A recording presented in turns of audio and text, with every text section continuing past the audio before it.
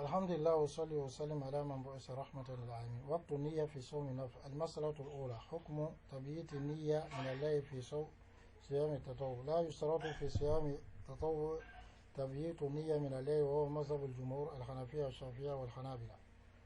المسألة الثانية وقت النية من النهار في صيام التطوع. يجوز لمن أراد الصيام أن ينوي صيام التطوع أثناء النهار سواء قبل الزوال أو بعده، فإن لم يتناول شيئا من المفترات بعد الفجر وهذا مذهب.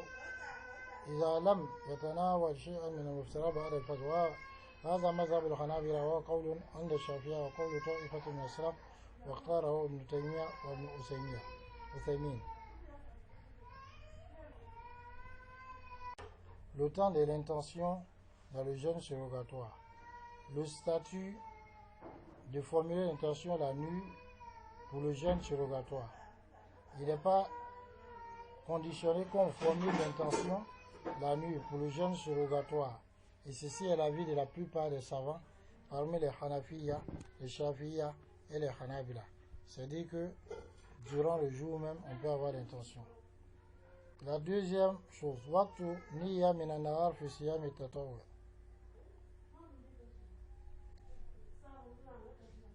À quel moment on formule l'intention durant la journée quand il s'agit de jeûne surrogatoire? La réponse. Il est permis pour celui qui veut jeûner un jeûne surrogatoire de formuler l'intention de ce jeûne durant la journée, peu importe que cela soit avant le déclin du soleil ou après, si seulement il n'a pas mangé quelque chose parmi ce qui annule le jeûne après Fajr ou fait quelque chose qui annule le jeûne. Et ceci est l'avis du mazhab de Hanabila. C'est aussi une parole de Shafiya et la parole d'un groupe parmi les salafs. Et c'est cet avis qu'Ibn Taymiyyah et Ibn Usaymin ont choisi. Voilà pourquoi Rasulullah sallallahu il se réveille souvent et il ne trouve pas quelque chose à manger. Il dit je suis en jeûne.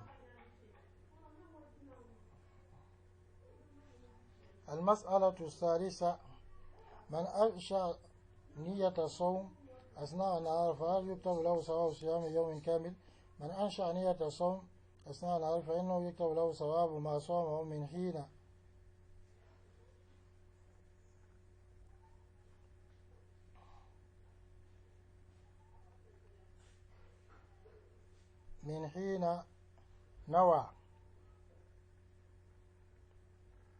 حين نوى الصيام فحسب.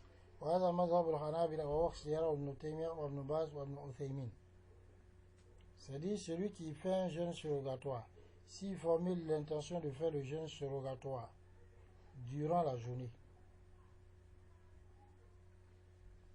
il n'a pas fait depuis la nuit, est-ce qu'on lui inscrit la récompense du jeûne d'un jour complet? La réponse. Celui qui formule l'intention du jeûne surrogatoire durant la journée, on ne lui inscrit comme salaire que ce qu'il aura jeûné, c'est-à-dire depuis le moment où il a formulé l'intention, et plus. Ceci est le mazhab de Hanabila, et c'est l'avis d'Ibn Taymiyyah, d'Ibn Baz et d'Ibn Usaymin, qui sont deux contemporains. Je vais parler d'Ibn Baz et d'Ibn Usaymin. Troisième des choses, al-jazmu fi niyyat as-sawm. حكم صوم المتمرد في نية الصوم الواجب. من تردد في نية الصوم الواجب هل يصوم غدا أو لا يصوم، واستمر هذا التردد إلى الغد ثم صومه فصومه غير صحيح وعليه قضاء هذا اليوم، وهو مذهب الجمهور المالكية والشافعية والحنابلة، وهو قول بعض الحنفية. ومثل ذلك ما لو قال إن شاء الله مترددا لا يدري هل يصوم أو لا يصوم. Donc la fermeté dans l'intention du jeûne.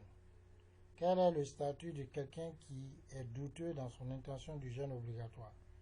Il dit peut-être il est jeûné, peut-être il n'est pas jeûné. Donc il est là comme ça. Son jeûne n'est pas valide et il doit rembourser ce jour.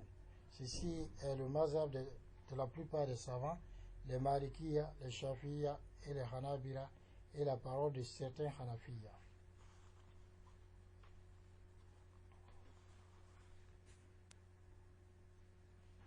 Son exemple, c'est quelqu'un qui dit Inch'Allah, on dirait gêné, on dirait pas gêné. Douter.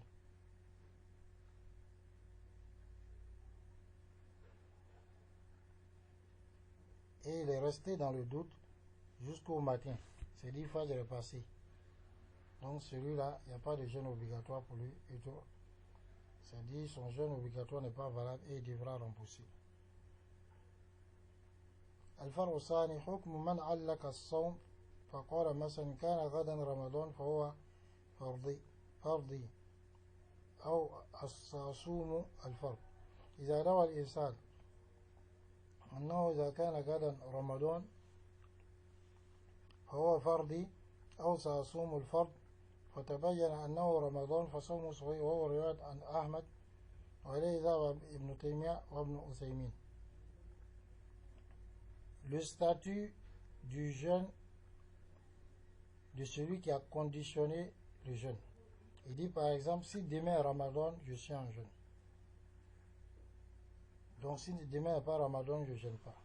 La réponse, si quelqu'un a formulé l'intention pour dire que si demain est Ramadan, je jeûne,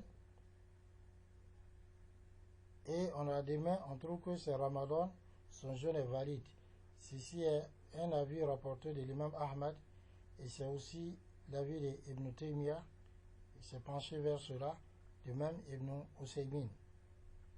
La différence entre cette question et puis ce qui précède, c'est que l'autre il doute dans l'intention. Alors que celui-là, ce n'est pas dans l'intention, mais il doute sur le jour du jeûne. Ensuite, istimrar niyya, la continuité de l'intention.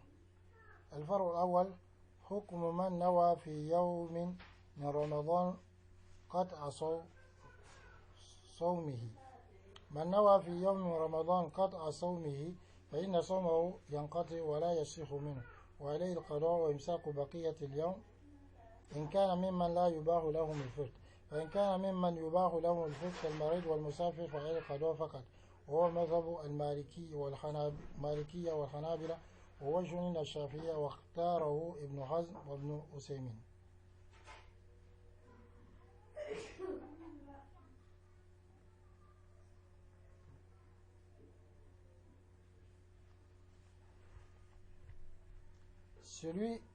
Le statut de celui qui formule l'intention de rompre son jeûne durant Ramadan. Il dit, il a un jeûne après, il dit bon, jeûne là même, je vais rompre. Il est ferme dessus. Celui-là, son jeûne aussi se rompt et c'est pas valide.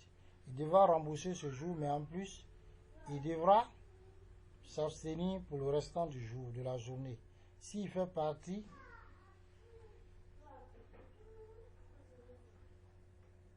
de ceux pour qui alors rompre n'est pas permis.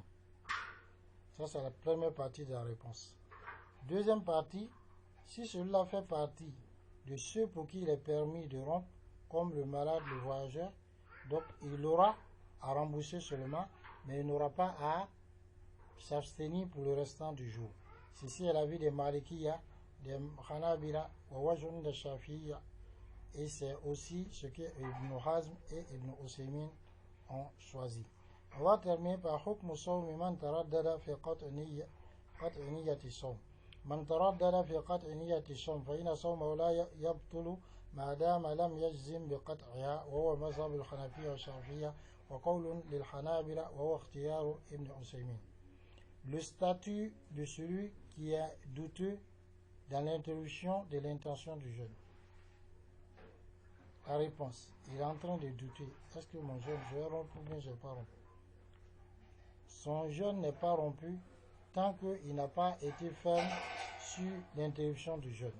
Et ceci est le mazhab de Hanabila de Shafi'iyya et un avis de Hanabila et c'est l'avis choisi par Ibn Usaymin.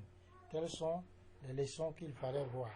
Donc on a vu les conditions d'obligation du jeûne, l'islam, la puberté, la raison, la sédentarité, la capacité, le fait d'être purifié pour les femmes, purifié des menstrues et des lochis, et on a ajouté une autre chose pour clore, c'est l'intention.